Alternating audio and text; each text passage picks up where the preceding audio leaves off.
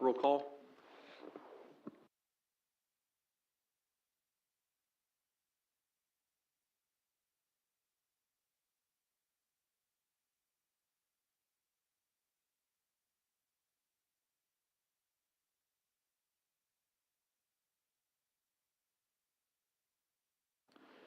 All right, first up, we have the approval of the minutes from our regular meeting and our 2 special meetings.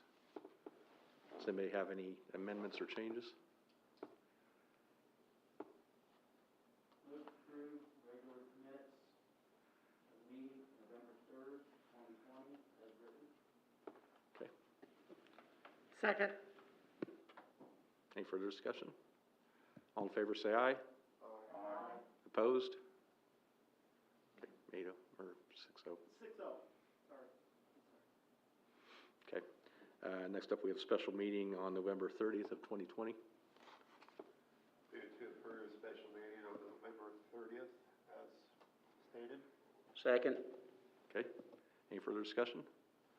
All in favor say aye. Aye. Opposed? 6-0. 6-0. Okay, next up, the special meeting on December 7th, 2020. Move to approve special meeting with Orange County Parks and Rec. Okay, any further discussion? All in favor say aye. Aye. Opposed? 6-0. We don't have anybody here for public comments, so we'll go right to business and discussion.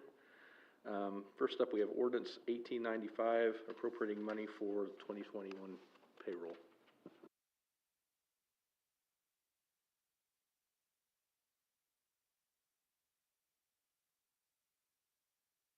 Second. Any further discussion? Question. Yes, Terry. Do we have to do that every year? Yes. That's all. Okay. Any further discussion? All in favor say aye. Roll call. Oh, roll call. Fry. Yes. Schroller. Hughes. Yes. Bikeman. Price not here. Barons. Yes. Thrum. Yes. 6-0. All right, next up, we have Resolution 2020-09 gap waiver. Move to approve resolution 2020-09, the gap waiver. Second. Any further discussion? All in favor say aye. Aye. Opposed? 6-0. Any further discussion? Next up, we have the 2021 Partnership for Growth membership application. And I believe we're a silver member currently, aren't we?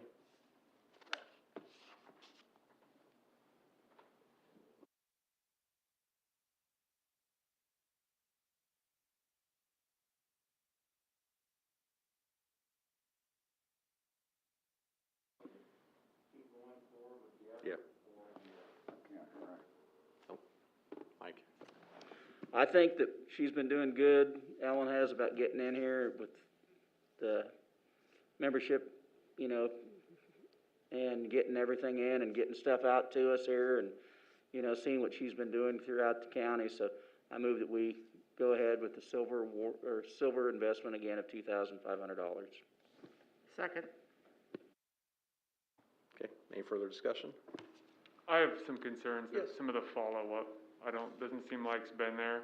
I mean, she looked like a good opportunity to us, but, I mean, where's the follow-up?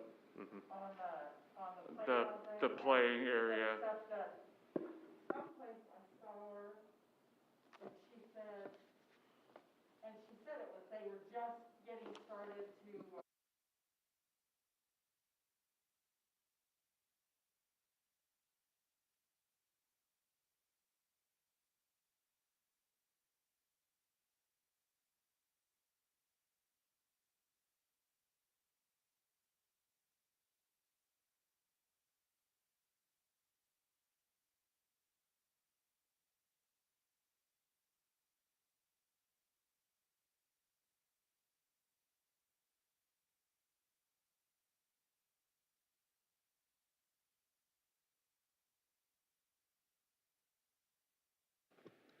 I think she just kind of fell into the information that somebody had come to town and she met them somehow and ended up finding about the information.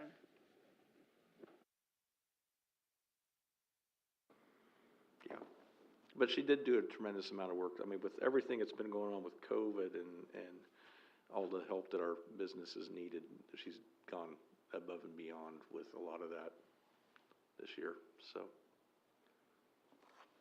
Any further discussion? All in favor say aye. Aye. Opposed? Aye. Has anybody ever thought about helping the Kester House out with any applications or anything for any of this stuff? I mean, the restaurant. Oh. Well, they probably were approached. Now, what are they? Yeah, I don't know if they qualify because I don't think the owner is. I'm not sure if they qualify because you have to be an American citizen, and I don't know if their owner is.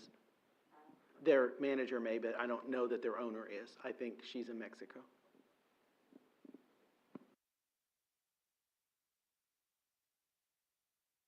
All right, next up we have grinder pump policy A90 from the Water Sewer Committee.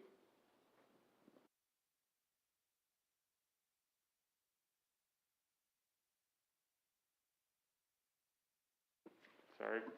I think this is prime for being kicked down the road a little bit, just my 2 cents. Does the committee want to talk about why they put the policy together? We spent probably an hour in here that day talking about this here. You know, we've pretty much just settled on the businesses for right now. And like I said, there's a lot of time, you know. I know what was promised back 10, 15 years ago whenever we did this here. But, you know, a lot of things have changed since then, you know. Just how everything's being done, you know, people's building new houses now out there that are further away, and they're not asking us to put the grinder pumps in. You know, these individuals building these homes now are putting the grinder pumps in. So, I mean. My feeling has always been that it's your house, your business, you need to maintain your sewer system. Everybody else in the city has to maintain their own sewer system. So that's always been my feelings. And that's part of it. I mean, right now we've got 2 different policies depending on when a house was built or who owns the house, and we're trying to get this back to kind of easing into just having one policy that's the same for everybody. Did you have something, Terry? Yes, I agree with Councilman Fry. I think we should kick this down the road a ways because these people that have written these letters have got a legitimate beef, and I think they ought to be able to be here to talk about it. We're going to do something that's, whether they like it or not, that's not right. They entered into this in good faith, and they expect good faith. And if we got trouble with businesses that can't keep theirs clean, that's their story. But I think it ought to be kicked down the road. In fact, I'll make a motion that we kick this down the road till the people can come to the meeting. So you're making a motion to table it? I make a motion to table it, yes. I'll second that. Okay. Any further discussion? So what do we do with the existing issues that we have right now? Do we kick that? Do we not fix their problem? I think we have to continue as we have. I think it's unfortunate, but I agree with what's been said. Until people can come and voice their opinions at the meeting and hash this out further, I don't see that it would be fair for us to make this change in their absence. So I think we need to continue the course. So the written testimony that they provided and the last meeting that we had where they provided oral testimony was not enough? I was not at the previous meeting where they provided oral testimony because I was in quarantine.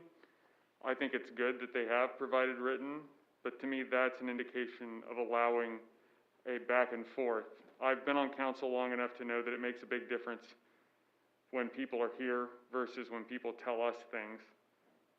I think the value's in that. And to further this along, we have 16 of these grinder pumps and 3 people talking to us. For every squeaky wheel, there's 3 more that you just can't hear. And mainly the ones we want to work on are the businesses. We're not going after property owners, it's just the businesses right now. And the businesses are the ones that's giving us troubles. And this policy deals with the businesses next year, but it does kick the residential down the road a ways. I mean, if they've got a pump that's been replaced a few years ago, or their pump's working fine, they might get another 10, 15 years out of that pump, at which point we'll give them a brand new pump and new components, and then hopefully they'll have another 15 or 20 years or more out of it. It's mainly the businesses that we're gonna try and change out next year to eliminate some of those problems. I agree. I mean, I understand the cleaving businesses from homeowners, but then again, this is the last time in the world I want to put any, changes onto business that could, harm them or hold them back in any way. Right now, I understand the long-term reasoning behind it, and I'm pretty much in favor of that, but I just don't think this is the time to do it. Even though I understand the problems with waiting, that it will incur extra costs, I just don't see this as the right time. I would say if you wanted to wait until we could have people here in person, but I think something probably at least needs to be done on the business part of it. Because we have ones that are having issues right now that we need to do something with. And if, say, we give them a new pump next month, and then we come up with a policy that says that we're gonna replace the pump next time, they'll end up getting 2 pumps out of the deal. Unless you go back and retroactively do something. I can see the logic either way. Yeah. But, to me, if what's gonna push me off of that wall of which one way or the other is that most of these, or at least a good chunk of them, are in my ward, and so I'm in some level representing them and their core concerns and beliefs. So if I'm gonna err on one side or the other, that's the side I'm gonna err on. And I can see that. And I'll tell you right now, I've got 2 or 3 friends out there that this affects. It's not really something I want to do to vote, or, well, if I had to break a tie to put a policy in place that doesn't benefit them, because I'm friends with them. But I think that you need to have a policy that is the same regardless of who you are or where you live or what the situation is. If the policy is going to be that it's your responsibility until it hits a sewer main, it should be the same for everybody, I think, is what we're trying to work towards with this policy. And we're definitely easing into it because they're going to get another pump. I mean, some of them are going to have 2, some of them have 3 pumps that were paid for by the city by the time that this is over, and have, 30, 20, 30, 40 years of the city maintaining the system when it has issues. So. Mayor, I think what we decided to do with the businesses, I think, is what we should do, but I think with the residents, I think we need to hold off, so. Okay. Well, I mean, the motion on the that we have in front of us right now is to table it. So you can either withdraw the motion, I guess, or you can vote on it, however it goes, and then somebody can make another motion if you want to just address the businesses or approve the policy that was written, or however you want to do it. See, Terry, did you make the original motion to table it, I think? You made the original motion to table it? You made the motion to table it? Okay. Okay. Yes. And you want to still go with that motion? Pardon? You still want to have that? Yes, You don't I want to do. take that? Okay, and Diane, you're still seconding it? Okay. Was your motion just for the residents, or was it for the businesses also? The Well, whole, my personal feelings is if I hook up to the sewer the way the city wanted it, okay, Terry, can you use that? Thank you.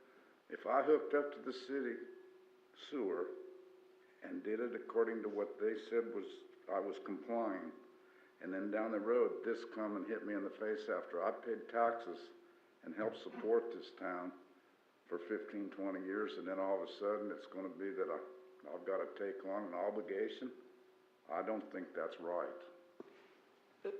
We made a mistake when we don't have a gravity flow sewer system, and these pumps got put in to satisfy getting the water across the river, or sewer across the river. And it was no fault of anybody's that said we're gonna build where we have to rely on pumps. That was the city's decision.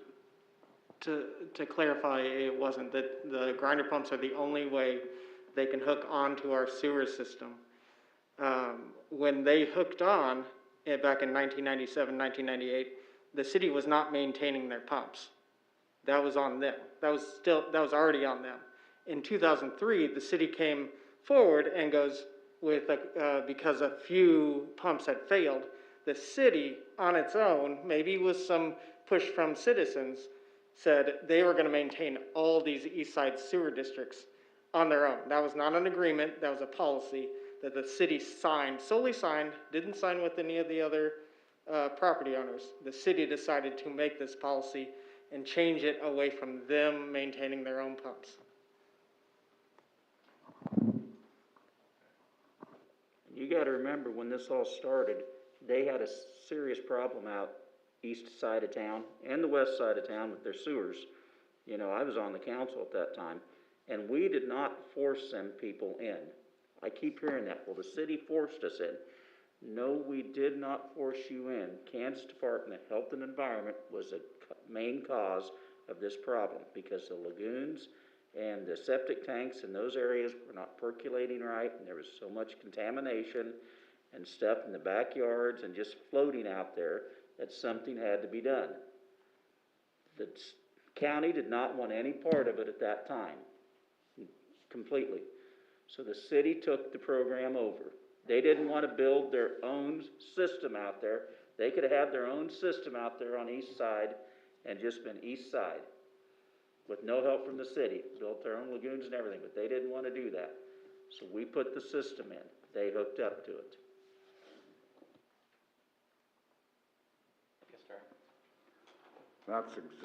You're exactly right, but the city took the program over, now the city wants to change the program.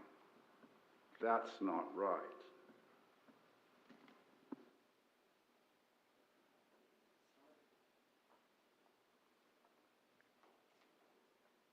Well, but I think the issue was that they were, as I understand it, they were having problems within the first few years after that system got put in. And they were upset, which I would be too, after I just forked over that money in taxes and had a brand new system, and I was having problems after only 2 or 3 years. And so then they came to council, and then council put a policy in place, you know, to maintain them. And that's kind of how we've operated for the last 20 years. But, you know, after 20 or 30 years, I don't know if you can really argue as much that you didn't get your $7,000 worth of good out of that pump, or out of 2 or 3 pumps at that point. Is kind of where we're at. It's just, we need, in my opinion, we need to get to where we have the same policy for everybody. I mean, if you've got a house, there are houses in town that I work on that have sewer lines that are not very deep. They exit the house out of the side. I've got my mic on. We've got sewers in town that I work on in people's houses that exit the house 3-4 foot deep. They exit out the side of the house. They've got their own pumps in their basement that pump their sewage up to that line. That's their personal responsibility. That's not the city's. I mean, the city's line is as deep as it is, and that's where it was put in, you know, maybe 100 years ago, and that's what they deal with. So, same with sump pumps and all that. So, but the motion we have is to table it. So I guess, is there any more discussion on tabling it? Okay, all in favor say aye. Opposed? What was it? Was it 3-3? Then I vote no. To not table it. Now, does somebody want to make another motion to? How'd you vote? I voted no to not table it. So now we have to decide what you have to decide, I guess, is if you want to do anything with just the businesses or both, or table the residential part of it and address the businesses, or? So to do that, would we have to construct another ordinance? You need a motion for us to redo this policy, and just say what you want it to, and you can vote on it already if you choose. Just how you want it to read. I make a motion that we let the business part of the ordinance stand and rework the residential part when they can come back to the meetings. Second. Okay, is there any further discussion on that? Yes, Terry?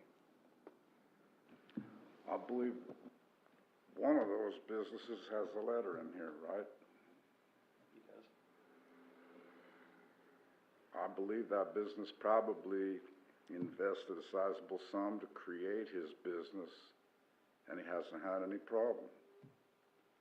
Why are we hurting him?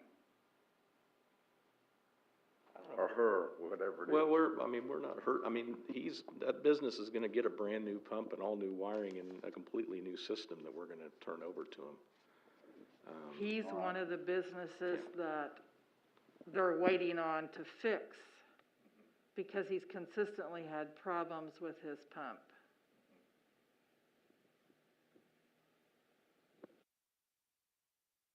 Correct, Austin? That is correct.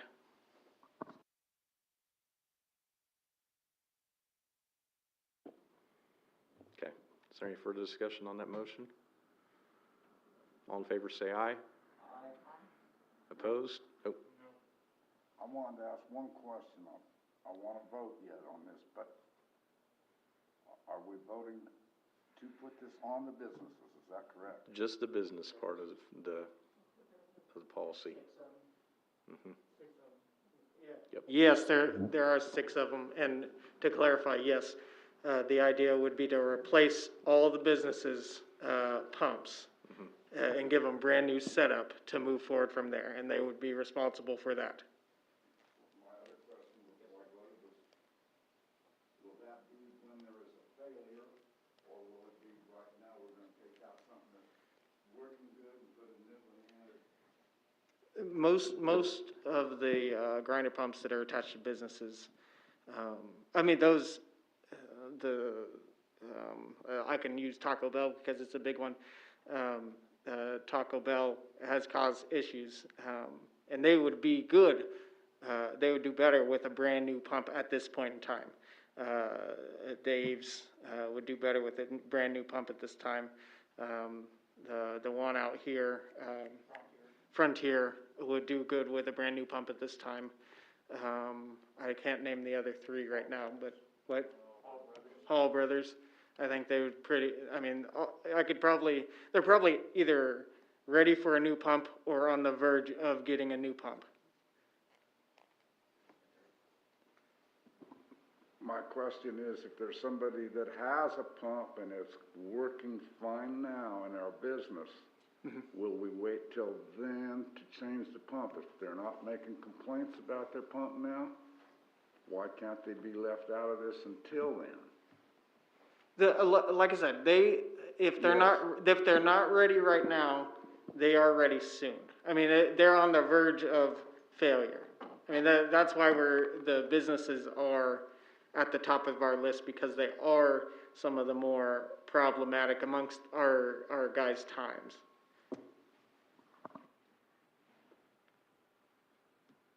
We would start with the most problematic right up front, yes. Okay, is there any other further discussion? Now I'd like to vote. Okay. All in favor say aye. Aye. Opposed? No. Okay. 4-2, I think. Right. Okay, next up, we have, the intermodal storage containers. And this is something I guess I have a little bit of background on. Okay. I Okay, have a little bit of background on this one. well, I mean, I can talk about it if you Okay, want. that's fine, Austin, yeah. So basically, back in 2016, a few people around town had started installing or requesting to install intermodal containers. The ones that you put on the, lift off and put on the back of a semi-truck as storage, as garages, or whatever sheds they wanted to put in.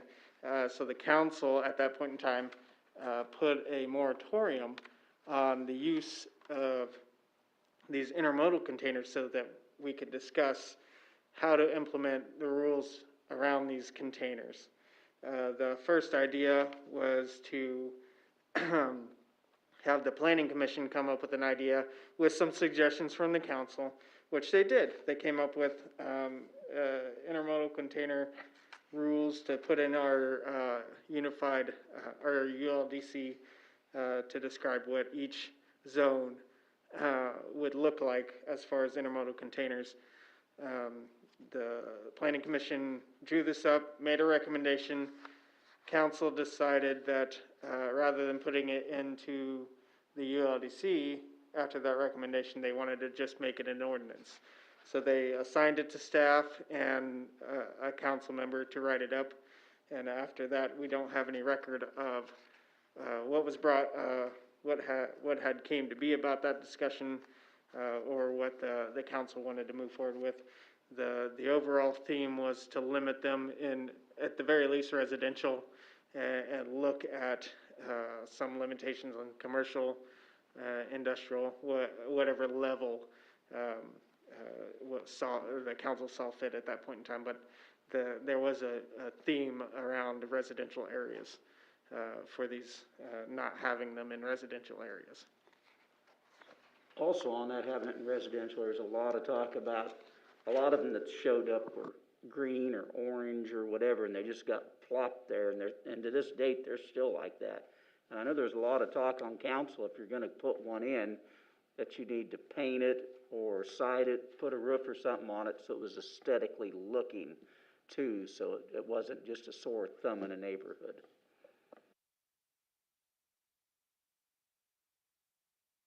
So it was asked by council to bring this back, and so the discussion is left to you guys how you want to proceed. If you want to proceed, technically there is a moratorium still on them right now, with no real guidelines as to how to move forward, but we provided the information that we had as far as past discussions of what the council had done, what the planning commission had done, and one or two examples from other communities, I think.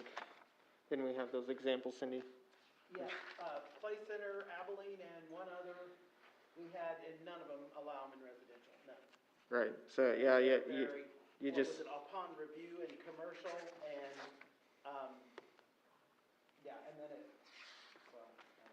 so, yeah, I mean, we gave you some examples, and if you want to do something simple, or if you want to go into in-depth discussion over this, we'll leave that to the council to make that decision.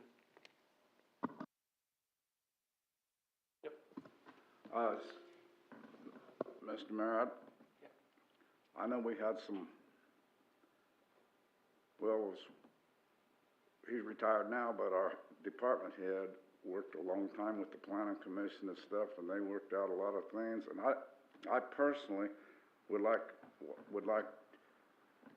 to make a motion to have the attorney draft an ordinance using the planning commission's recommendations for those containers, as it says in page 21, 22. I'd like to make that a motion. I think they did a good job, and I don't think we need to go through it again.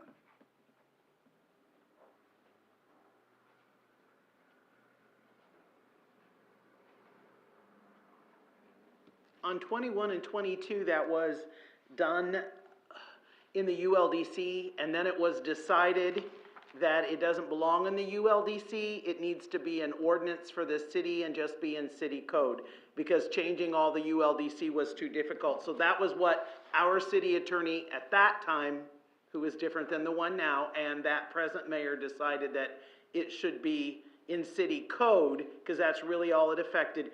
Otherwise, all the stuff you're seeing on 21 and 22 is to revamp the ULDC, which is really not what anybody else does either. It needs to be in code, not ULDC. Yes, sir. That was exactly why I said that should be drafted to be an ordinance. Just like it's in 21, 22. But I think there was a lot of work done, and it should be an ordinance, and that should take care of it, and we could go to the next page. I still made the motion. I have a question. If somebody was wanting to use them for structural purposes, say they wanted to build a home out of them, and I know this is done in larger cities. I looked at one today, or this last weekend. Does that fall under the use permitted upon review? Is there a way for them to bring that as a proposal? Would there be in the ordinance, or is it still fall under that outright ban? Wouldn't that be? It's basically how do you want that written into it? That's the question. It would Yeah, be building material.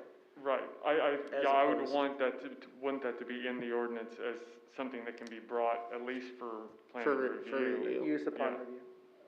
Yeah, because it could be used as building material as opposed to, you're not using it as an intermodal container, that changes Right. It's what not it a is. It is structure now as it sits. like board, you can't leave Right. boards in your yard, but Right. you could use. You can't have a plywood shack, but you can use plywood to build a house. And there are minimum standards in our housing code of how big you would have to make the house out of that. That you can't, there's a size in the ULDC on what your house has to be. Are tiny houses allowed? I don't think so. Nothing, right now it says nothing below 750 square feet. I think we should look at that. Absolutely.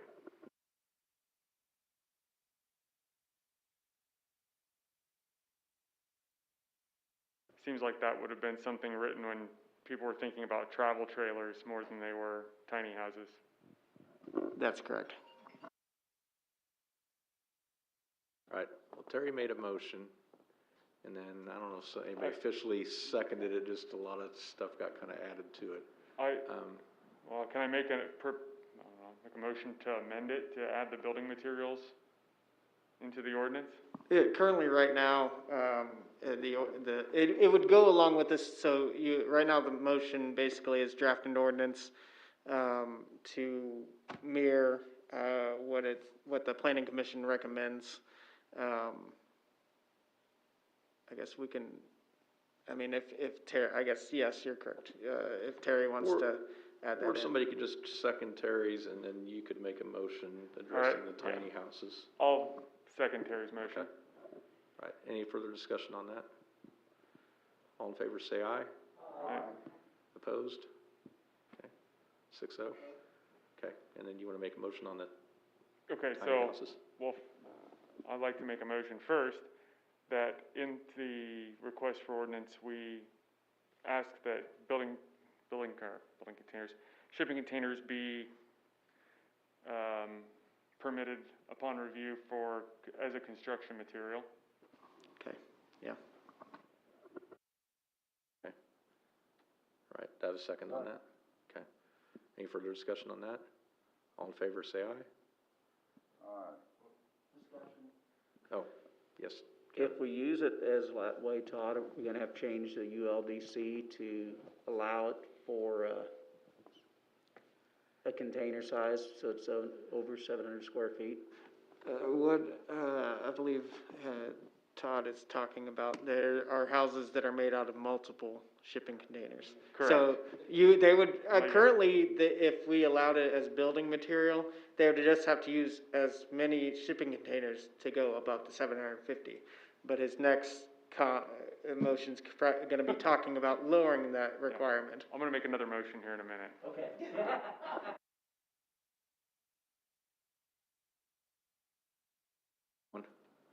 All in favor, say aye.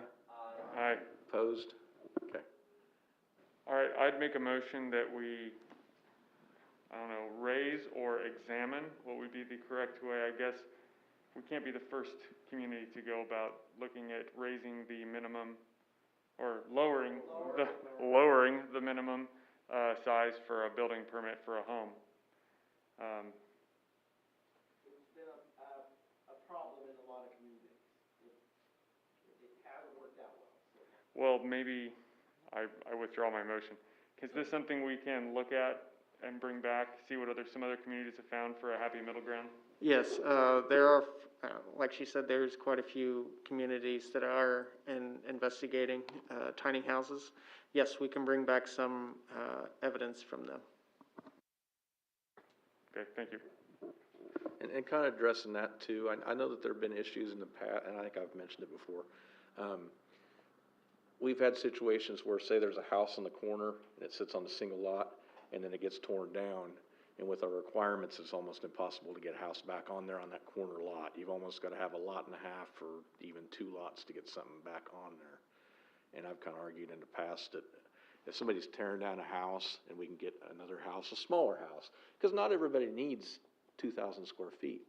I mean, a lot of older people, I mean, once my kids are gone, I'm not gonna need that much space. You don't need, a lot of times, that much space, and a lot of people don't want a huge yard that they gotta mow either. So if you could get a house back in that residential lot, you know, and tear down something that was old, and improve the aesthetics in the neighborhood and get tax money coming back in, I think that would be a good thing too. Probably be able to get a 750 Square foot on there. I know some of them it's been difficult, and I know we had one that we condemned, and it was tough to get a house back on that plot. You could kind of make it work if you shuffled enough stuff around, but sometimes it can be difficult. So I'm just throwing that out there.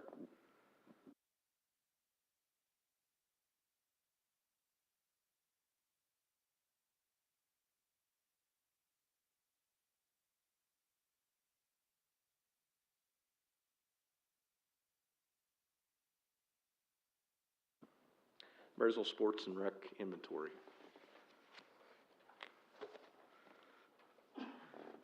And I think we kind of touched on this at the last meeting slightly. We had a committee meeting, and we met with them, and they gave us kind of a breakdown of all the inventory they were given, what they had replaced over the years, and what they had currently, and gave us a price of what they wanted for that inventory. And I guess the question now is whether we would want to purchase that inventory and then hand it over to the group that we just approved the contract with.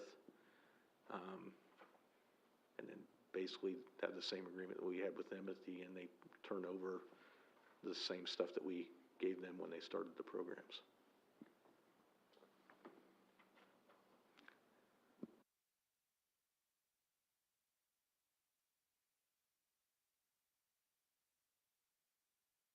Did everybody kind of understand the breakdown of the different items that they had?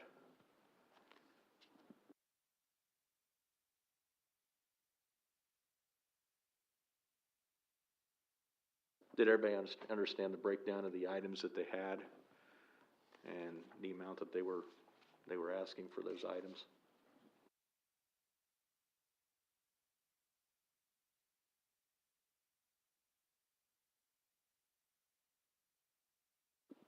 What's council's view on that? Do you think that we should purchase the equipment and turn it over to this new group? I mean, the advantage is that you've got basically everything that you need, basically a turnkey operation as far as what they need for supplies and equipment to get started, so.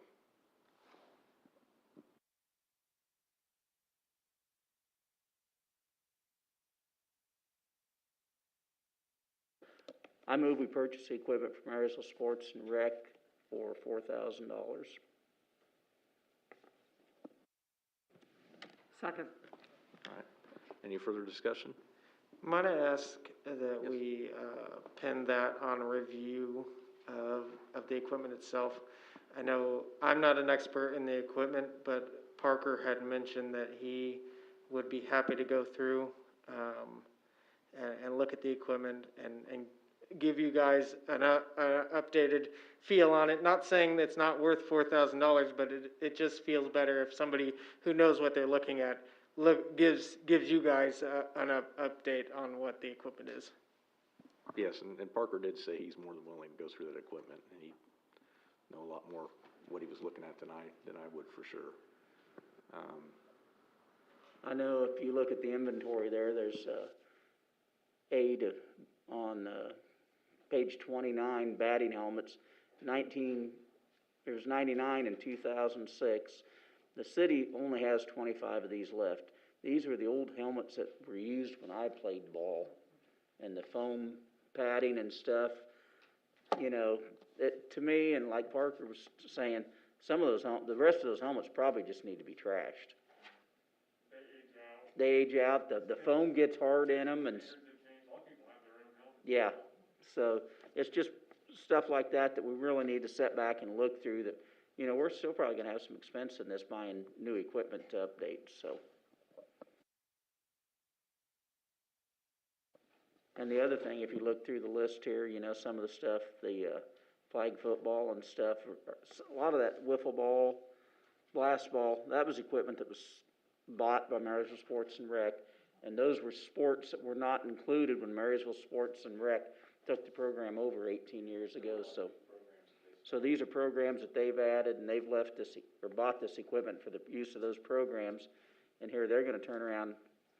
Yeah, we're going to pay $4,000 for it, but you know, if you totaled it up there on his sheet, you know, it was this way, $15,000 worth of equipment and stuff, and you know, we're going to get it for $4,000. This here gives Marshall County Sports and Rec a turnkey operation to open up with all the equipment that should be there, so.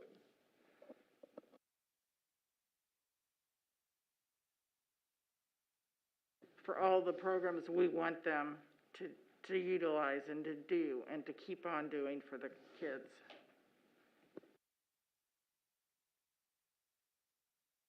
Okay. We had a motion and a second. I mean, does anybody want to, I guess the question now is if you want to, I guess the question now is whether you want to buy this now and then have Parker go through after we've paid for it and throw everything out, or if you want to have Parker to review it before we go ahead and purchase it. Can we do it contingent on him looking at it? Yes, that's an option. Okay. Okay. Do we need to amend the motion? Yeah. See, Kevin made the motion, right?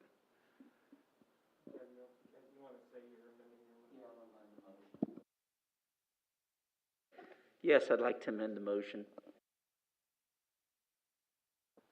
Okay, and Colleen, you second it? Yeah. Okay. Any further discussion? All in favor, say aye. Aye. Opposed? Okay.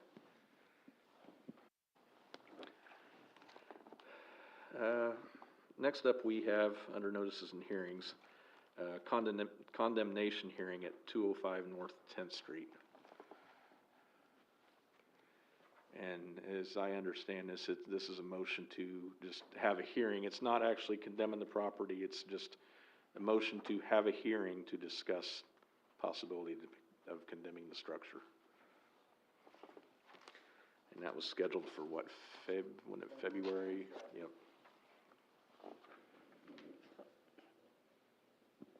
I move that we proceed with the condemnation hearing, approve resolution 2020-10.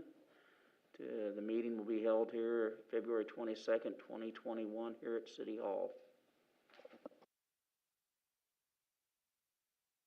Do I have a second? I'll second it. Okay. He made a motion to go ahead and approve setting up a condemnation hearing.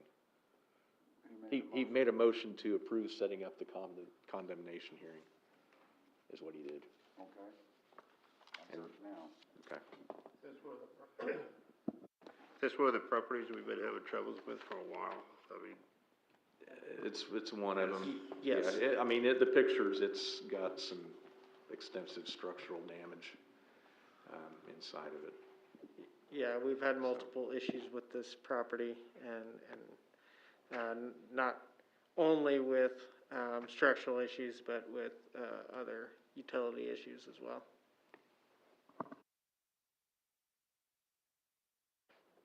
Okay.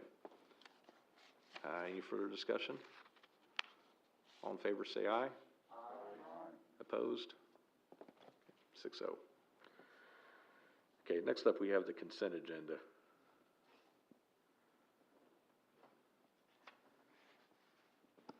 Move to approve consent agenda? Okay, do I have a second? Second. Okay, any further discussion about any items?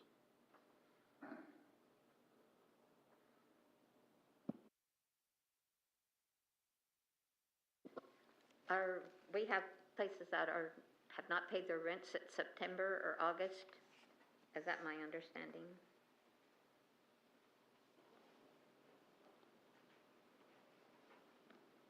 Or that's the presentation, I'm sorry, that's the next thing, I'm sorry. I'm on the wrong one.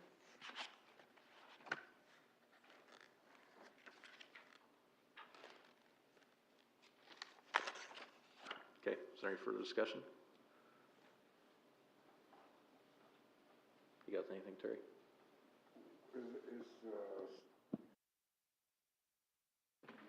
Is this pandemic that we're going through right now, is that what's causing this, raise in this ambulance contract?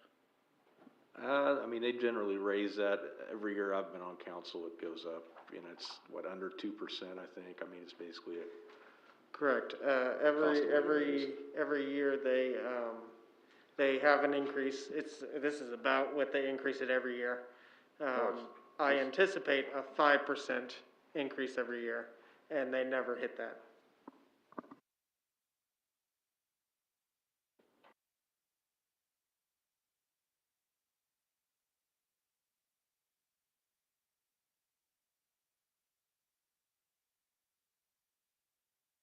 thought I hit it.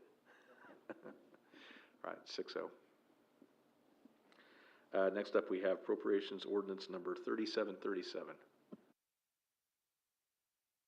Move to approve appropriation ordinance 3737, an amount of $282,780.91. Okay, any further discussion about the spending ordinance? Roll call?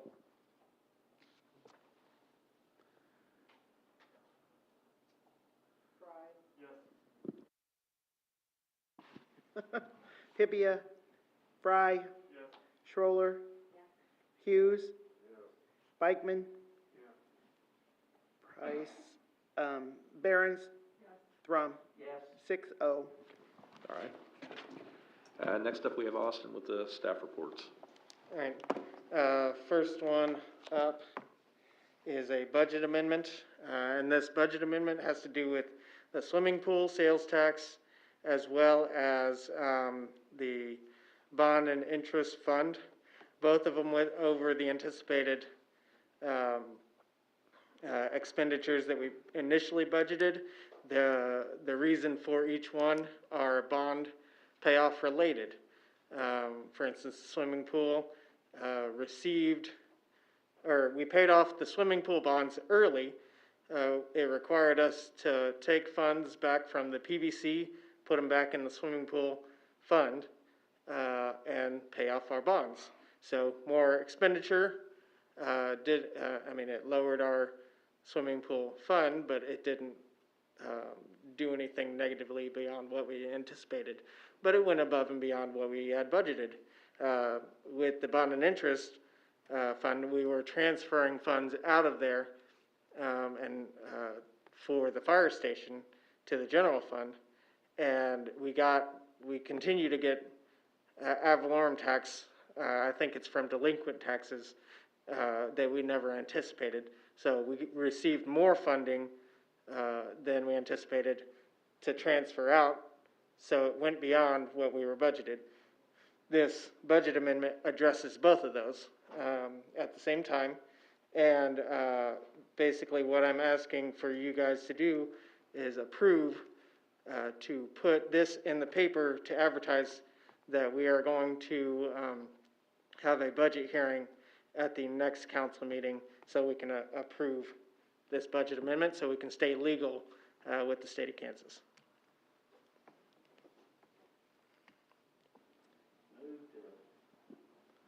Move to approve the amended certificate for the year of 2020 for the swimming pool sales tax and the bond and interest payment to be here at the council meeting, at our next council meeting, and publish it in the paper. Second. Okay, any further discussion? All in favor, say aye. Okay, opposed? 6-0. Right, Next one up is the part-time police raises, and just asking to match the raises you gave the normal police officers for our 2 part-time police officers.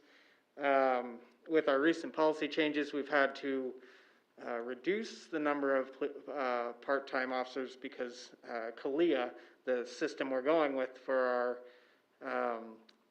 our police department and accreditation, requires all officers be certified like full-time officers. So we had to get rid of, and that's a harsh term, but we had to let go some of the normal part-time certified police officers to comply with our new regulations. This puts a little bit more stress on some of the other part-time, the one actual part-time, full-time certified officer we have on deck. But when they work, they actually save us money. So it just makes sense to give them the same raise. They don't get the benefits, and they don't cost us the same amount of money as the full-time officers, but they do the same job and they're certified the same way.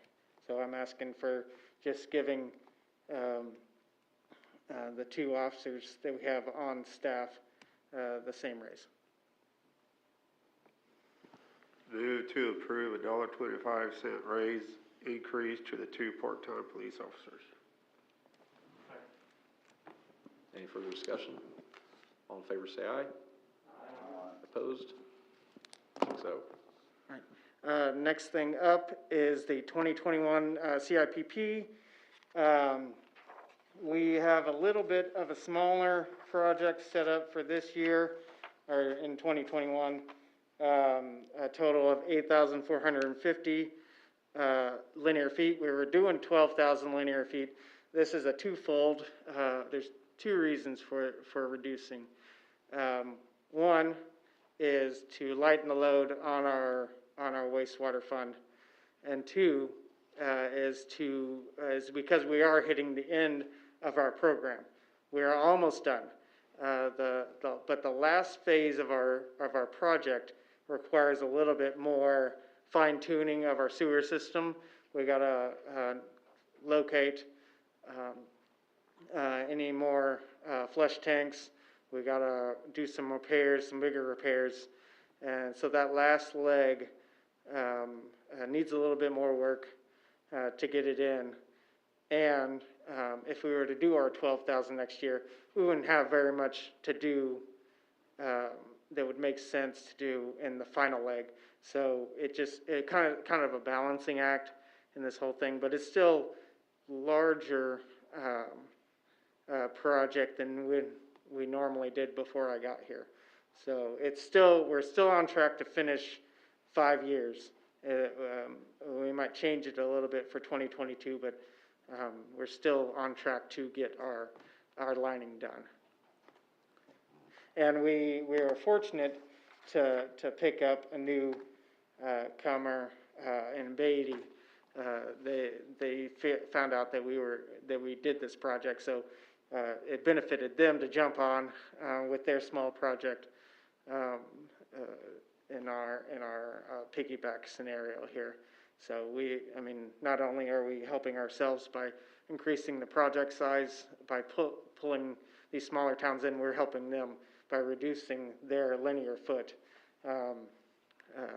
costs. Do you remember approximately what we paid per foot last year? It's usually about 24 to 25 linear foot, per, one year we got really lucky because Manhattan had a large project, and we got the company that was doing Manhattan. So we got like a 21 linear foot per linear foot that year, but it's typically 24 to 25.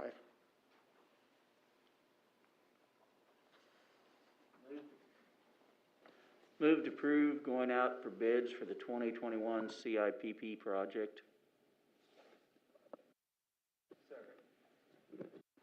Any further discussion? All in favor say aye. Opposed? 6-0.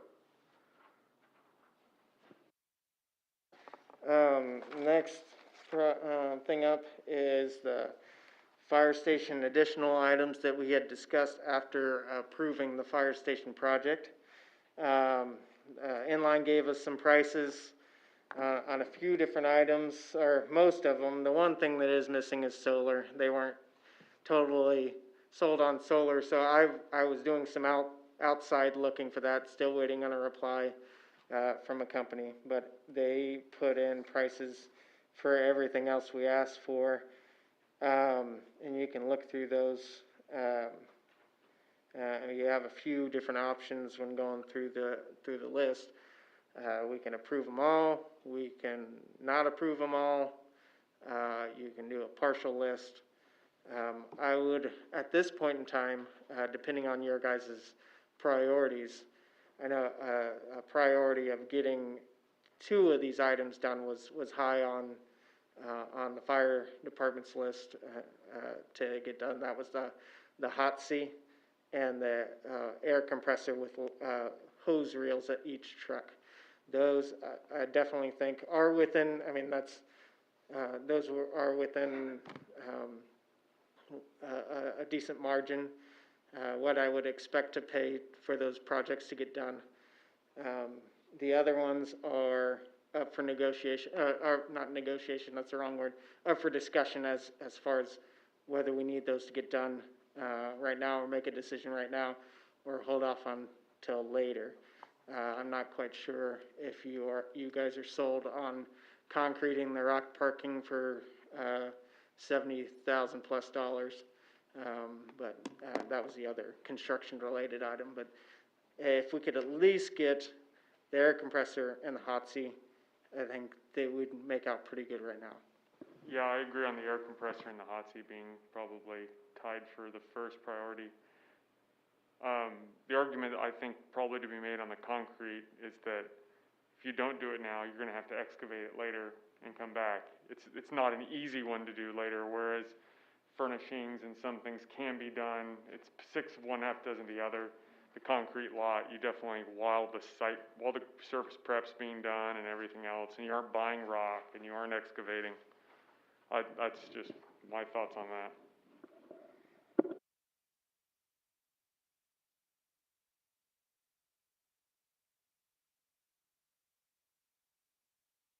Okay, does anybody want to make a motion?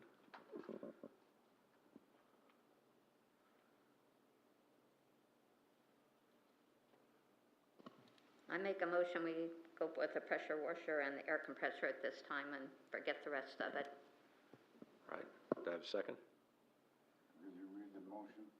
She made a motion that we go ahead with the air compressor and the hot seat at this time. And Go ahead with what? the air compressor and the pressure washer. And I'd then, second that. and then wait on the rest, okay? Any further discussion? All in favor say aye. Aye. Opposed? 6-0.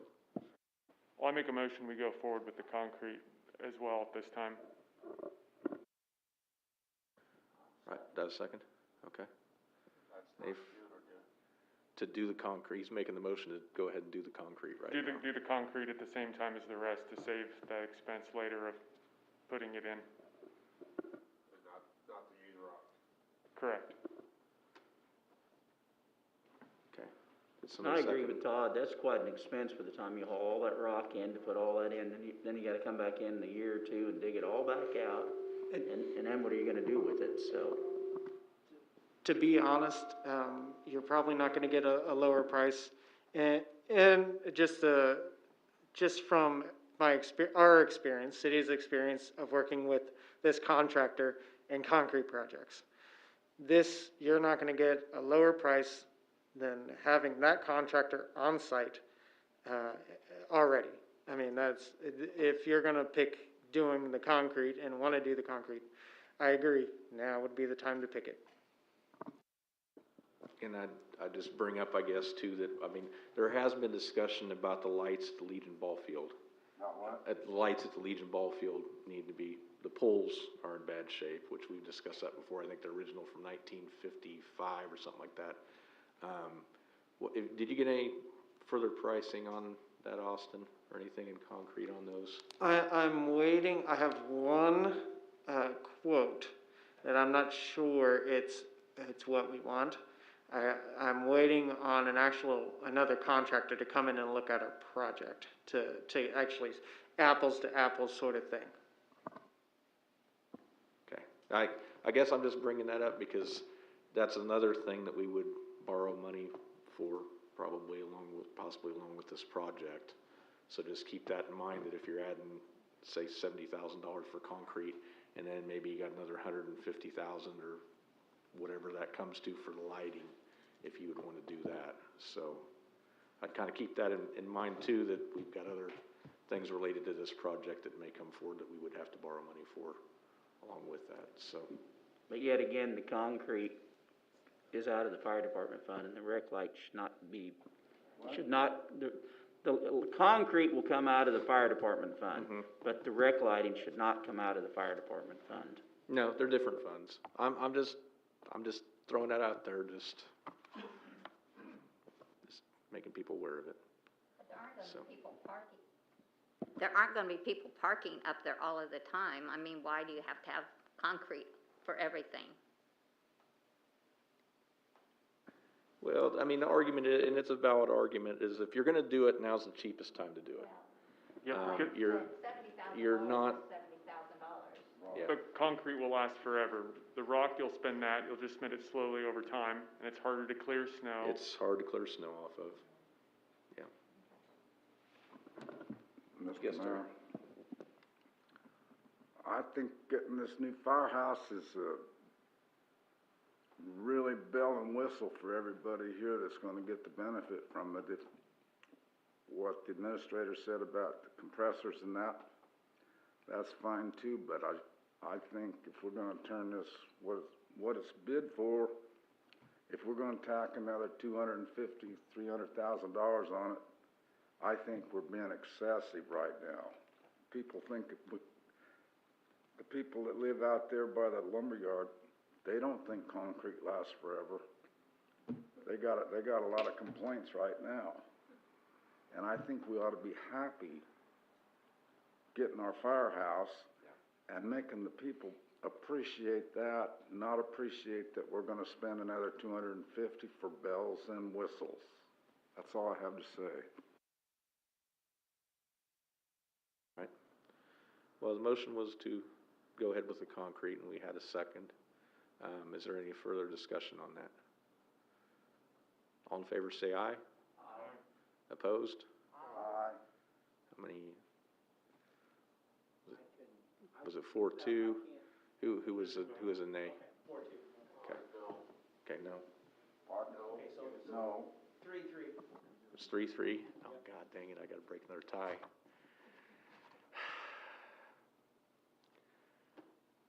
I'm gonna say no, just to table it till further meeting. It can be brought up again when we got a full council.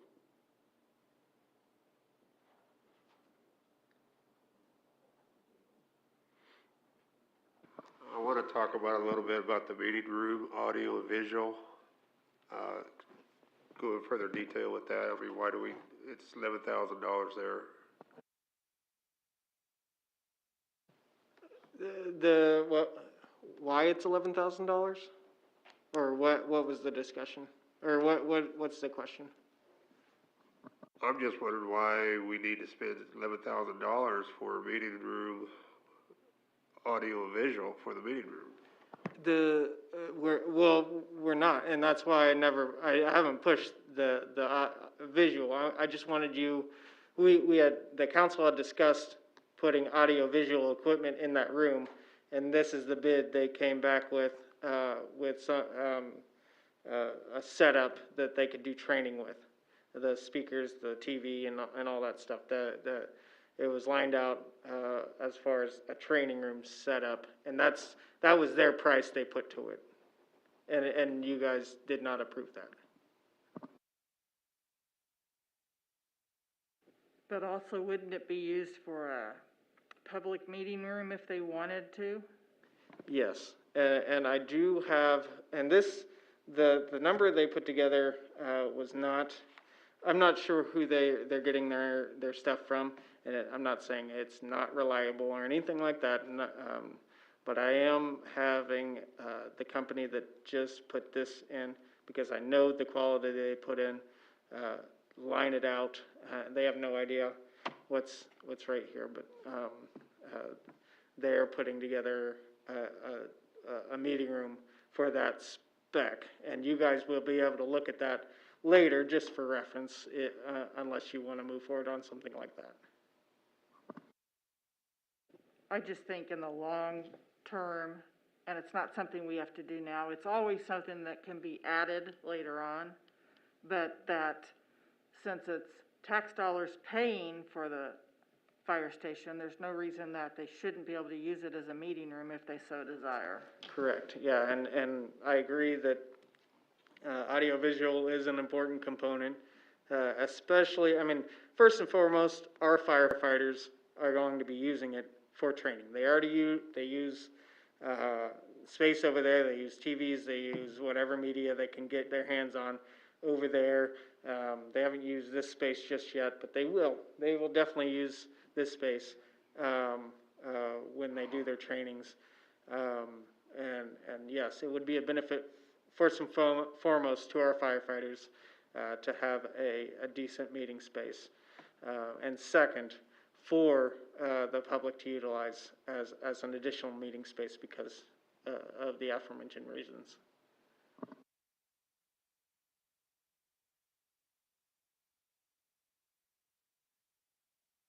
Any other questions? I think you need to get other bids on this equipment too, for like tables and chairs and that kind of stuff too, so. Well, I mean, that's the idea, but the best way to get a quote was for them to put it together, so. Right, okay. Next thing is a Parks and Cemetery mower. We got 3 bids for mowers, but that's not the whole story. Our parks guys went out and looked at each mower that they were speccing out and tried to match up these mowers to what they felt would do best in their department. And twofold, it came out pretty well because one, the mower they thought would do the best would be the Hustler. Not only did they think it came out to be the best, it also came out to the lowest bid.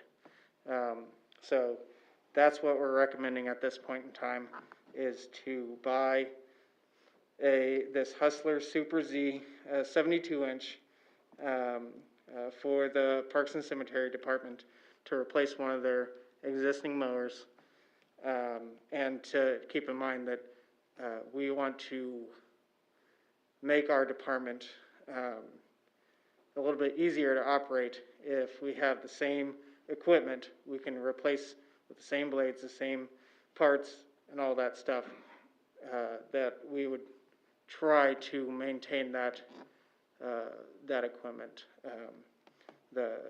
all the same, so we don't have to go to 3 different places for parts. So it's not advocating for completely changing all of our equipment right now, but a slow change as we keep replacing it. I'd also, as I stated in my report, that we are looking to buy another mower at the beginning of next year.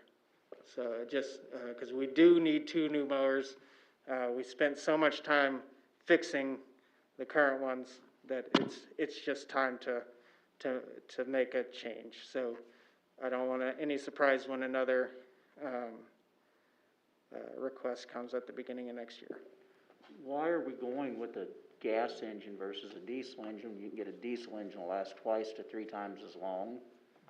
You know, and there's other mowers out there. I mean, we've got a lot of, grasshopper mowers. Right. Grasshopper makes a belly mower too. That not all of them's underneath, you know. I just, you know, we're not comparing apples to apples here on any of these. None of these mowers, because John Deere gave us a diesel mower. Right, You know, the comparisons are way off on all these mowers. I don't see how these can actually be bids, the way these are set in here. the Hustler and the Bobcat were the closest together. But the John Deere, gas was only about $3,000 less than they bid right there. But this is what John Deere had decided to bid to us. So, I mean, the price there, wasn't gonna affect this very much. Like I said, they went out and looked at each mower and they really felt that Hustler would be the right change for us. What's the warranty and stuff on a The Hustler comes with a 2-year, no hour limit warranty. hours, 40 hours, is there warranty hours on it? No limit on the hours. Yeah, so it's straight 2-year, no limit on the hours.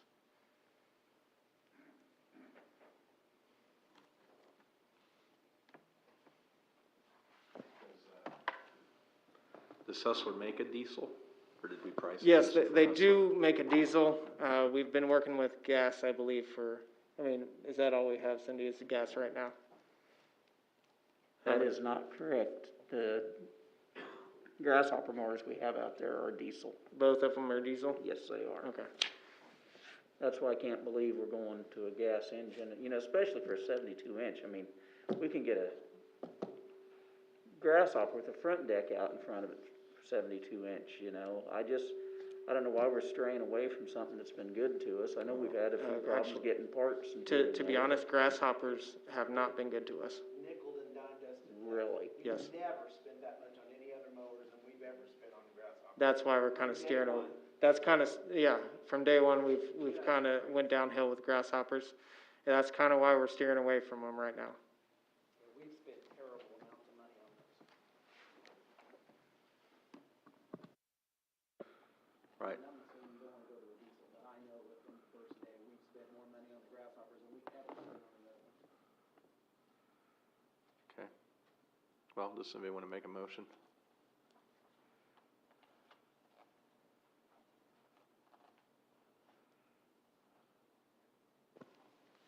We also weren't budgeted for this year, so we're gonna buy another one next year, which we are Not- budgeted for. Well, but we had a vehicle, didn't we, that we didn't buy? Isn't that what we did? That we had a truck budgeted, but then we didn't buy the truck, if I remember right? We've had many expenses that we haven't spent our money on, that would go to this mower. Okay, I mean, I know we need it, I bet we do have money in the budget then that we can spend for this mower, right? Correct, we do have money, this is not gonna put us over any budget. We bought a truck this year for the parks, or for the cemetery, parks and, Yes, we did, and I think I recommended, this coming half out of general fund, half out of, equipment reserve.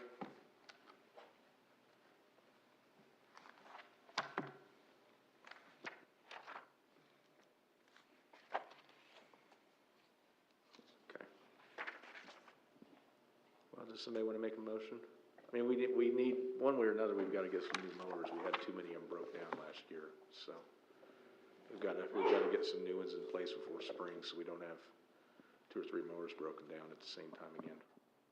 I know the city hasn't used Hustler mowers before, and so I guess they're saying we've had so much trouble with the grasshoppers, let's give them a try. I move we purchase the Hustler Z72 for the parks, cemetery and parks. All right, do I have a second? What'd he say? He moved to approve purchasing the Hustler. He moved to approve purchasing the Hustler mower. Okay, did you get a second? Not yet. Does anybody want to second that? Okay. Any further discussion? And just, maybe put your mind at ease if it does. This is a commercially rated, mower. It is designed for this.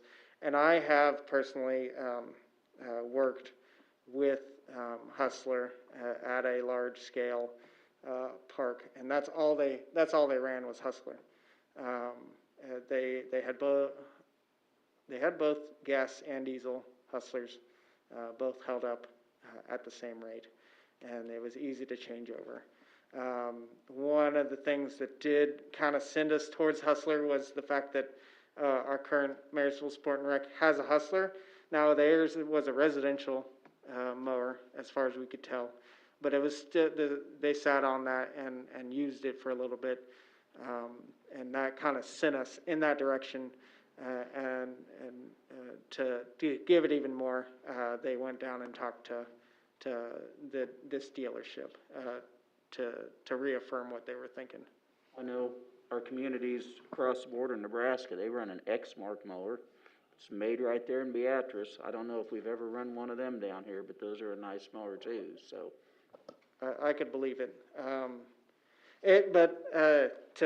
To go along those lines, Hustler is made down in Kansas, one of the H towns, I can't remember. Holstead? Somewhere in there. It is Halsted. Yeah. Or maybe it's Heston. Heston, yeah. At a factory down in Heston. So they're one of the, they're the only one on this list that's made in Kansas. All right, we had a motion to second. Do we have any further discussion? All in favor, say aye. I got discussion. Oh, Keith. I know we're saving money here, but we're also shying away from a city-owned business. You know, that's one of our goals that we always try to set is do business here in town. And with the extra warranty on the Bobcat, that could make up for the difference right there. One of the policies that you guys just voted to put in place incorporated the 5% benefit, like if a local company is within 5%, they are given the benefit of that bid. So to go off of that, it's still, the Hustler mower would still be the low bid.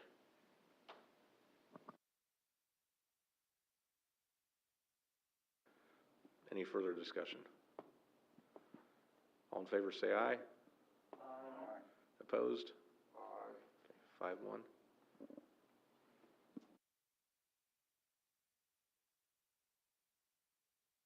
Next item up is the water line project, and CES had put in a phase setup that we bid it this way so that whatever company can look at the whole project. We want to get all this done, but they put their bids in a phase. So if the overall project cost is too much for us, if you guys decide that it's too much for us this coming up year, that we can knock off one phase and they'd be totally prepared for that. So this gives us a little bit of flexibility in the coming year. But we have put a water line project on hold for the last 2 years because a project like this has been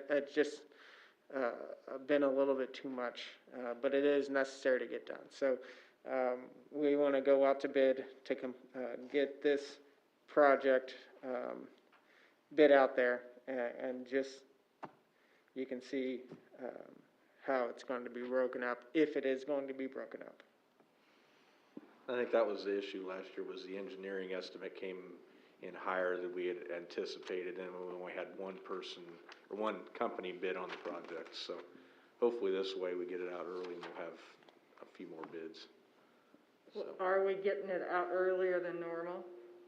This is about, it would be great to have it a little bit earlier, but this is about where people are looking to, I mean, they're still looking to fill their schedule, and at this, in this stage of our, pandemic, I think people are still looking for work to do. And I think this is a beneficial time to put it out there. All right, does anybody want to make a motion? Move we go out to bid. Second. All right, any further discussion? All in favor say aye. Opposed?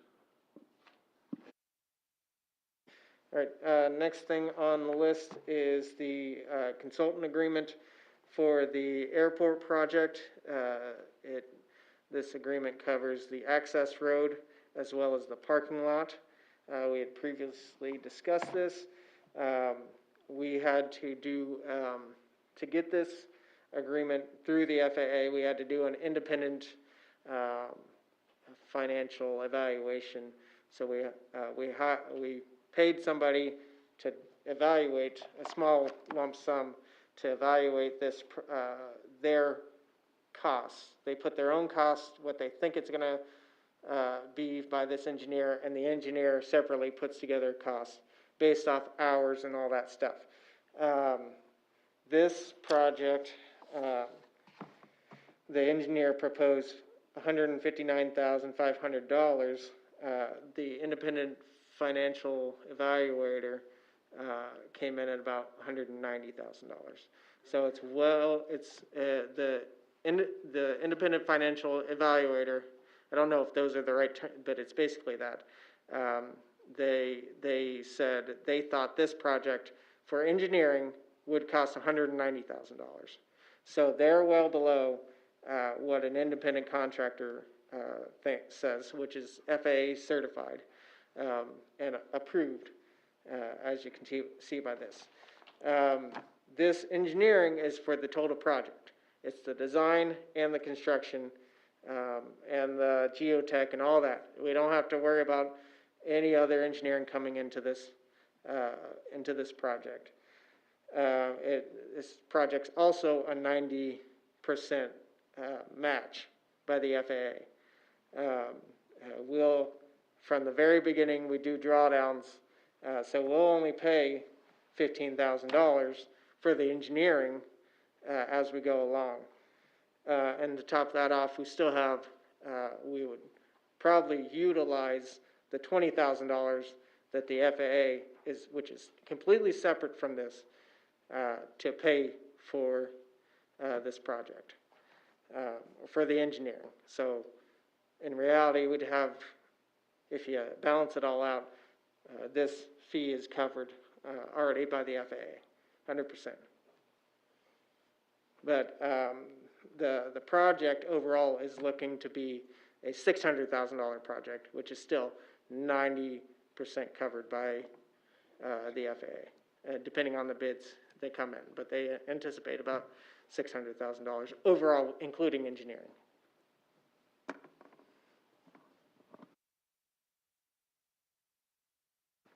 Any questions?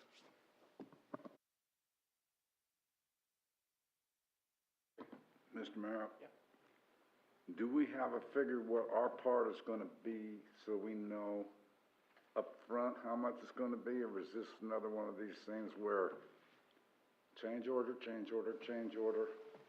even if it's only a percentage of they're paying 90% or whatever percent they're paying? This is likely not to change since it is the engineering. We will get a bid in May, I believe the date is, on what the rest of the project, because we're going to go out to bid in April or May, whenever the FAA lets us go out to bid. So we'll find out what the actual construction project, just like we did with CDBG and all that stuff. The consultant agreement is likely not to change. Yes, sir. Is this a now commitment or not? Are we committing tonight? To the agreement for the consultant, yes. And how much are we gonna spend tonight? The we spend it as we go along. It'll be, for the consultant itself, we will out of pocket $15,000, which will be covered by, another separate FAA fund that they gave out for airports for COVID. Then we don't know how much it's gonna cost. We're gonna put up 15,000 and maybe get something back, right? So they're gonna design it. We're paying for the design right now. So we don't know how much the bid's gonna come back, but it's estimated at 600,000 total, including engineering. And I mean, that's where we're at. It's the same process we've done with previous projects. We have not designed this yet. What he's saying, Terry, is we have $20,000 in an FAA fund that they gave us for COVID.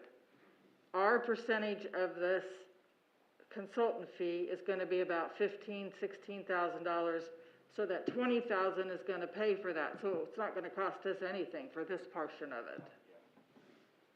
Except we're agreeing that the government, FAA, is gonna spend 600,000 on a parking lot at our airport.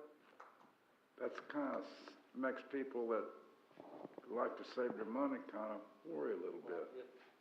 It was, I mean, and we had a committee meeting, gosh, that was back summer, Yeah, in the maybe. summer. And they looked at different needs at the airport, and new hangars were discussed and some other things, and the committee felt that the thing that needed to be fixed first was the parking and that road going up to the airport. Which if you've been out there and looked at it lately, it's in bad shape.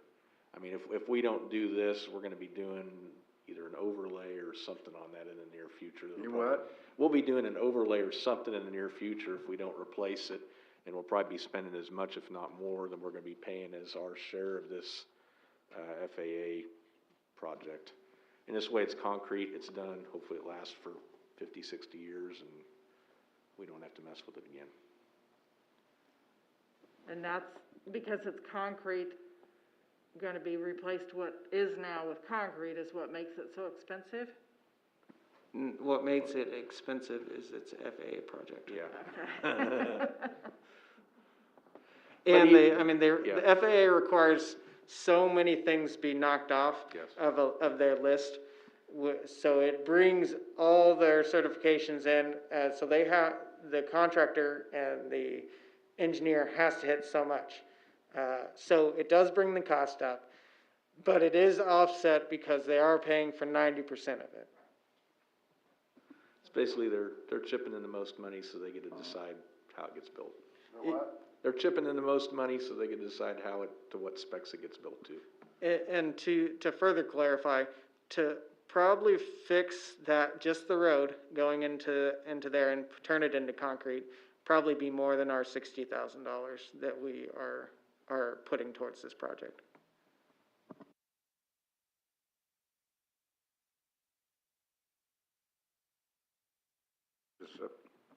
When they decide what it's gonna cost, is that a time that we're gonna say no? Or is that the time to say, well, you voted to do it? You know, you can make $1 million, say it's gonna cost $1 million. That gets our little percentage up. When in fact, they only maybe spend 300,000. Our percentage is gonna be based on their big number. I think we should know what it's gonna cost before we get into it. The estimate that came out was $600,000. $604,000 is what the estimate came out to be. And this estimate was actually presented to the council a couple months ago, as far as what this project was gonna be. I forget, and you guys approved it, putting it on our list and moving forward with it. And we all said, yeah, well, they're gonna get 90%. Well, if you make that percent big enough on the top, your little percent gets awful big too.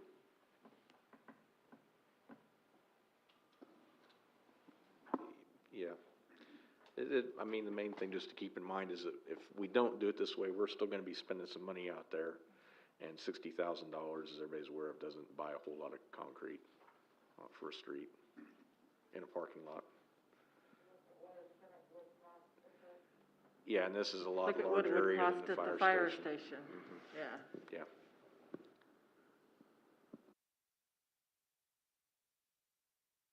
Does anybody want to make a motion?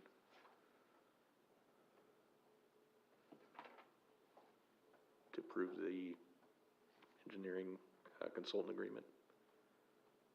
I'll make a motion to approve the engineering design for, the FAA project at the airport.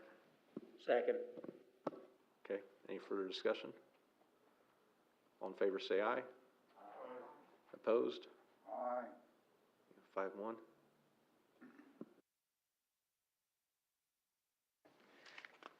All right, next in line are financials. Let's go back to my description.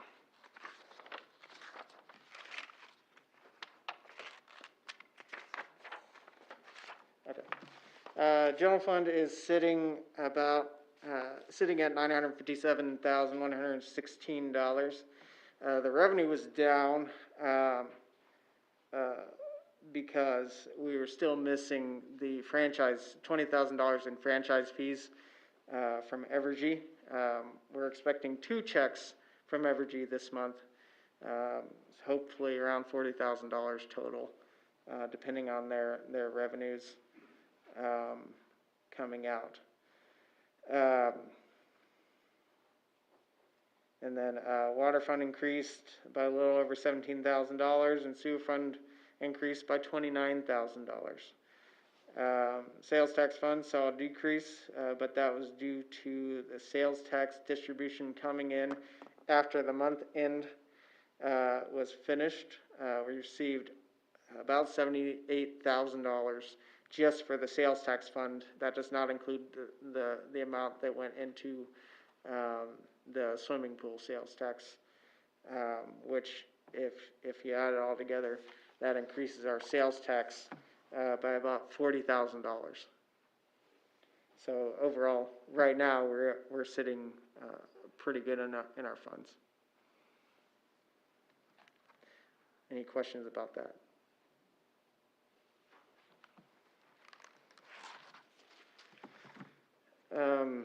I do have something that's not on my list. I put it out there. There has been discussion amongst some staff members, and me being who I am, I'll put it to your discretion. We were wondering if you wouldn't mind approving a half day of holiday or less. I mean, 2-3 hours off, and we work through lunch or something like that. But a half day off on Christmas Eve. More time with our families. This year seems to be weighing on us. So putting it out there. I'm not pressing any buttons here or anything like that. But we were just looking at that, and it's been a pretty tough year. So I thought maybe a half day for us to spend time with our loved ones would be great. So I'm putting that out there.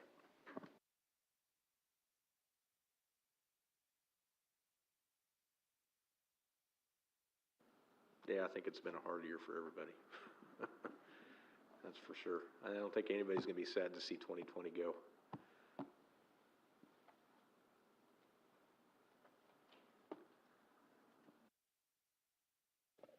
Move to approve a half-day work on December 24th. Okay. Any further discussion? All in favor say aye. Aye. Opposed? 6-0. Thank you very much. That is all I had for my report. Okay, next up we have standing committee reports. Does anybody have anything on street? The end of the Kevin? alley looks great up there. I seen they got it all worked up there on 10th Street. Looks real nice. Sorry.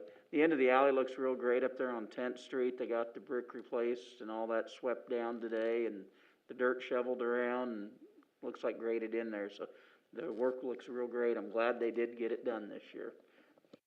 Yeah, after seeing all the, dirt work go on down there today, we might worry about losing a crew to a landscaping company or something. They did a lot of work and it came out looking better than I expected it even would, so. I appreciate that, and I know our guys will. Ms. Stein? I don't know what the last road is, it goes into Keystone down there. What the street is, I was out there the other day and, there's a big hole, there's a hole when you turn to go into there on the north side, or on the north side of the road when you turn to go in. There's a pretty good hole there. The south entrance or the north entrance? Huh? The very south entrance? When, the very south road, when you turn to go in, there's a hole there when you turn on the north side of it. Okay, I will have the guys check in that. Yep. Have you, been able to find out anything from, First Commerce in regards to their plans so we can put a street light in at 9th and Center where there formerly was one and we've been holding for a couple of years? Until we finish the thing that was on the docket today, they're in a holding pattern.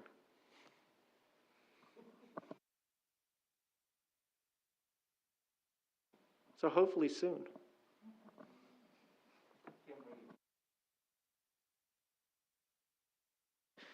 I did request a brighter light at the location. They apparently take a note and just like a work ticket. I need to check back with them, but I left them a work ticket. They were supposed to increase the output of that light to get a better feel. There are ones that do spread the light a little bit better, but they have yet to work on that.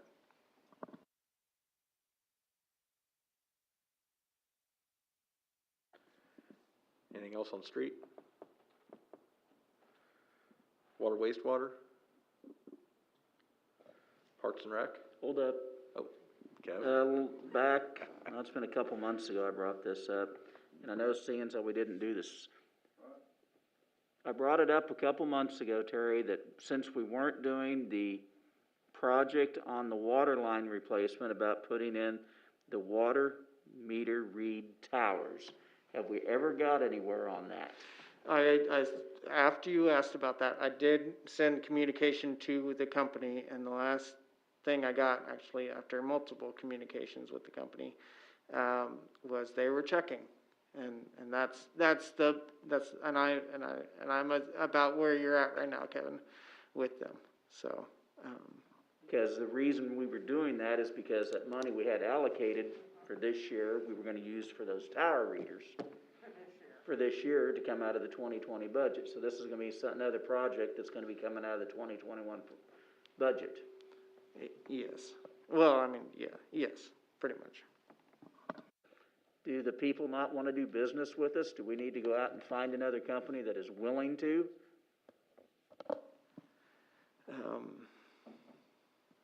I wish that was possible. Yeah, at this point, we're probably stuck. There's got to be with more them than one because dealership for this company. They are territorial, so we are kind of, yeah, and I feel what you feel right now, Kevin. We've been working on this project for 6 months, and someone needs to turn the heat up on somebody. Can we make a call to their corporate headquarters or? Already done. I mean, I've went up the chain. Yeah, yeah, you thought that they'd be anxious to, especially how many meters we're buying from them. It's just like anything else this year. They can blame it on COVID. They don't want to come out from COVID. They can't get the parts because of COVID. Yes. Well, and there is some, yeah, there are issues with that. I mean, there are legitimate issues with that. But, well, that's the thing, yeah. Anything else on water, wastewater? Okay, Parks and Rec? Cemetery and Airport? Yes, Diane? Well, like the people that mow and even our swimming pool people, are we gonna give them people raises too? We've given everybody else raises this year, so are we going to do anything about them?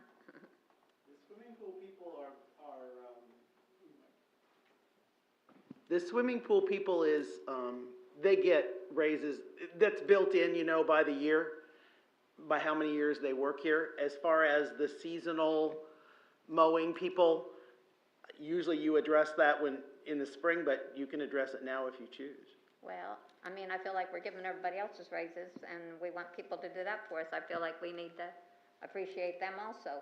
And we do address that when we do hire them. I mean, the seasonals are a little bit different than the full-time, because they're not working with us right now. We can't technically give them raises, but when they come back, we do hire them at a different, if they're sticking with us. We kind of do what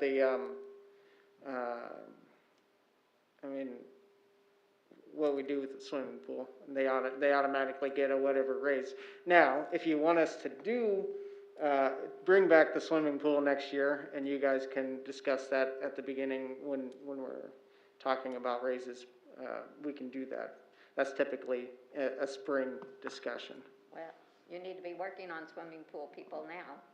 I mean, we had been advertising for a manager, and we've gotten one response.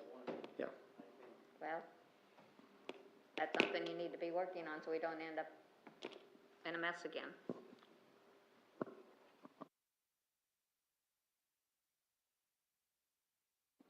Anything else on Parks and Rec? Cemetery and Airport? Police and Fire? Admin and Finance? We do have one appointment, Brian Crott on the Planning and Zoning Commission for an alternate. Move to approve, make the appointment. Second. Okay, any further discussion? All in favor say aye. Aye. Opposed? Okay. We don't have anything with city attorney, so roundtable. Got anything, Todd?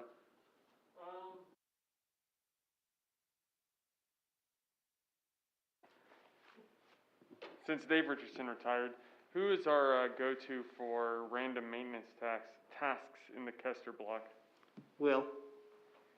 Okay, so two things on the Kester block I noticed. One is, it looks like our Christmas lights have started to break free from the crown molding at the top of the facade of the 3-story building.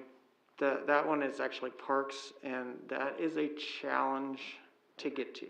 And how we've dealt with it in the past is we find a company with us tall enough, and we get them to do it. And it's sometimes we can't find those guys.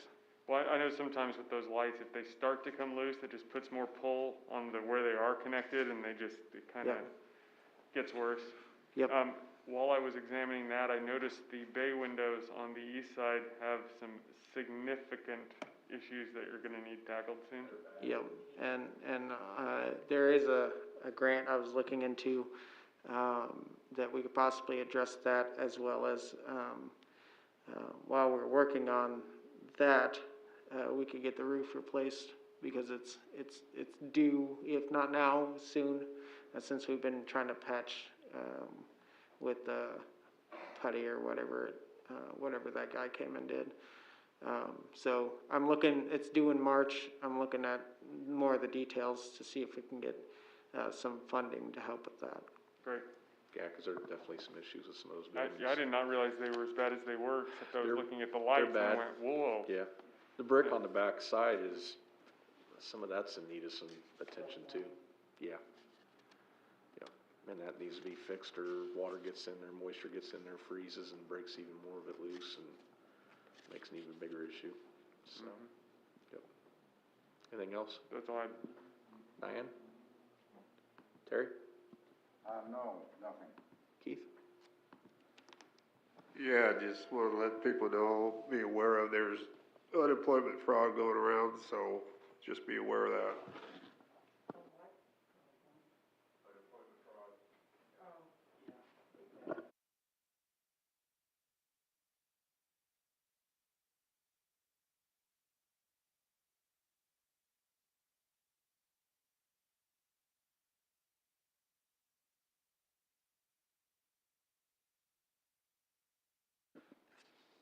Anything else, Keith?